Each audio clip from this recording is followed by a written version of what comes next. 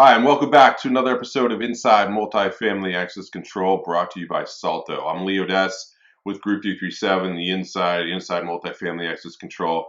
And typically I've got a co-pilot with me, Colin, but he's out this week, so driving this solo. So what I thought I'd do is make this a little bit different, see how this format works. Going to give some hot takes, if you would, or things that I'm seeing in the marketplace that I think are important.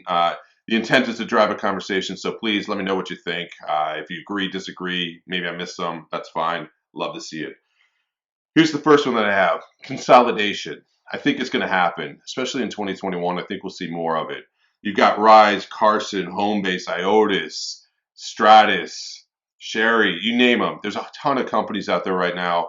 A lot of them doing a lot of the same thing, but a little bit different in areas. But overall, this idea of doing user experience and applications and software and data all makes sense. The issue is there's a lot of them.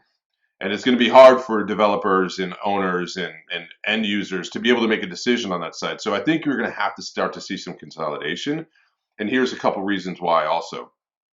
The megatechs are getting involved as well. That's going to cause people to scramble. And when I say people, it's going to end up being some of the other technologies that are introduced. So let's take the lock space, for instance. You're going to see the lock industry and the access control industry consolidate some of these players because they're going to want to get involved in the software and the user experience side of this, and they're not going to want to give it away.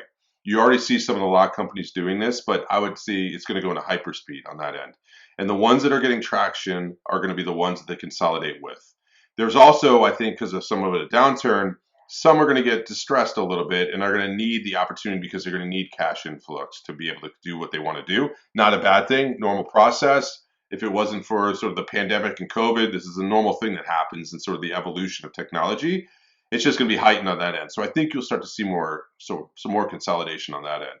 The lock companies also have to make a decision at this point, and the access control providers, because the days of it really just being about safety in the shell of the building are gone. And you're going to need to see them get involved because they're going to want to drive specifications into this place. They've been doing it for a long time. Section 8, Section 28, that's how new construction's been done. In the retrofit market, we don't see it as much. There isn't many on the specification side. So a lot of times it's a dealer or a developer or a distributor or a manufacturing center. They are making those decisions. So now there's a lack of control. The desire to get more control and predictability in the business is going to drive the lot companies to get more involved in the decision-making process.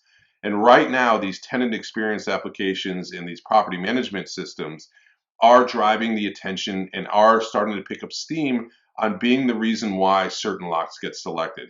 Because of that, lot companies aren't going to sit by. Some will, but most won't. They're going to want to get actively involved in that, consolidate.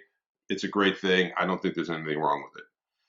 The other thing that I saw that I think is going to be interesting and plays into the last conversation is the Latch in Avalon Bay, and then you have the Rise, OpenPath, and EQ Office on the commercial side. This autonomous sort of living and working. Only going to happen more. It's been a trend that's been going on. It's been accelerated because of COVID, but people wanted this to happen before. I'm not going to overarch and say that this is going to be the norm, but I love the experimentation. I love the idea that they're doing this because the biggest reason, the data that's going to come from it, you're going to see this influence features that get brought into the normal side of what we do. And then you'll also have this as an offering. I'm excited to see it. It's up in Rockville. I live in Bethesda. I can't wait to go take a look at what the team at Avalon Bay did. Pretty cool.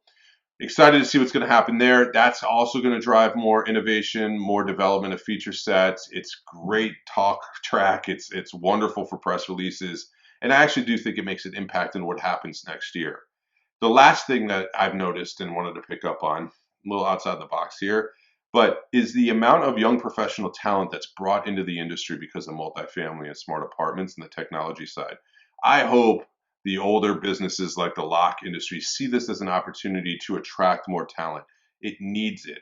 It needs the young professionals. And this is a great place for a young professional to enter into the lock and into the access control space. So I hope those companies start to look at, if you watch any of these companies, like you said, Stratus and Rise and Sherry and Carson, and you name it, Smart Rent, all of them, they are driving a lot of the young professionals into our industry in a good way. And I just hope the lot companies start to see it.